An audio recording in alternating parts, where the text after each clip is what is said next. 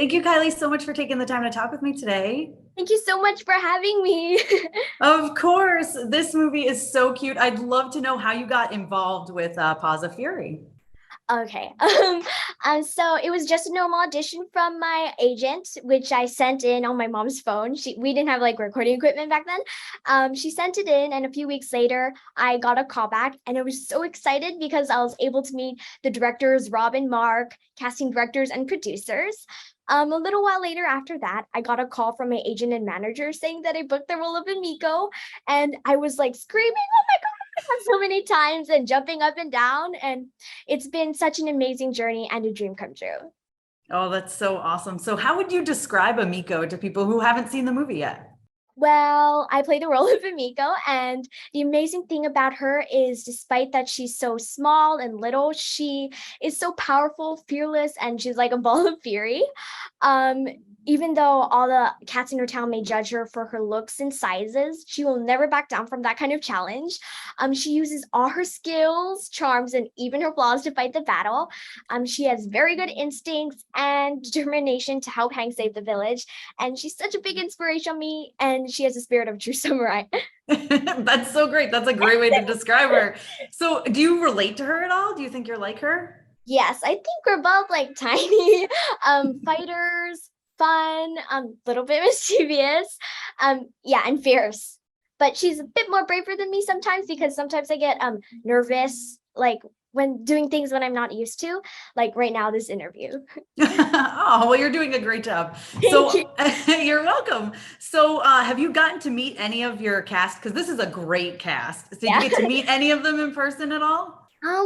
Yes, I met George Takei and Kathy Shim at the premiere, and it was so cool. I took a picture with him like this.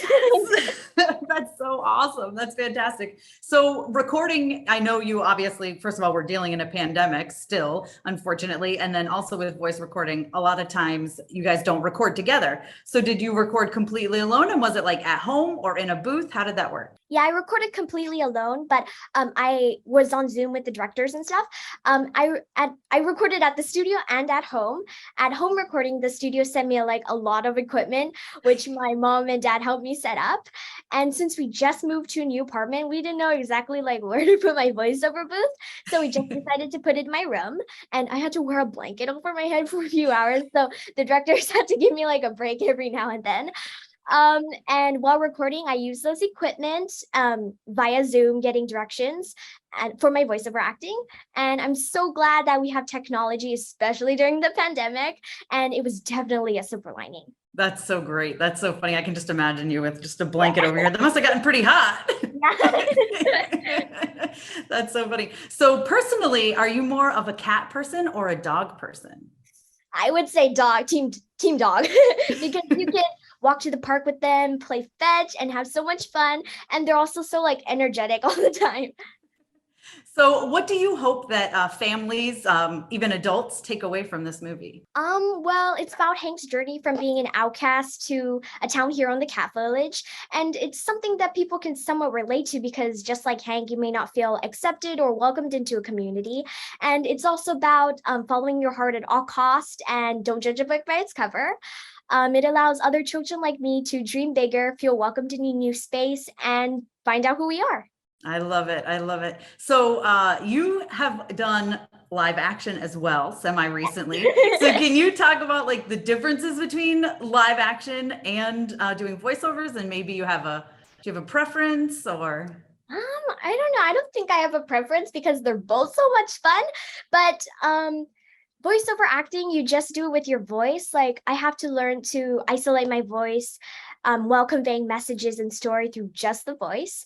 And live action filming, I got to express myself with my face and voice both, but it was just so much fun too. Yeah.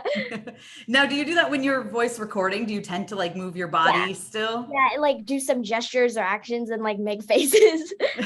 I love it. So there's some pretty cool samurai weapons in this. If you were to choose a weapon that you'd like to learn how to use, would it be like the stick thing or like a sword? What would you like to learn to use? Definitely the sword, I think, or like nunchucks or something. Nunchucks would be super cool. I love it. All right. Well, thank you so much for taking the time to talk with me Thank you. today. I really appreciate it. And I've got to say real quick, I actually lived in town with Ruby Wood, who you know from Better Nate Than Ever. So Oh my God. I know. And he was like, she's so sweet. And tell her I said hi. So Ruby says hi. And so does his mom, Gina. Thank you so much. Thank you. Thank you so much to all my monetary supporters, my members, and my Patreons. Love you guys.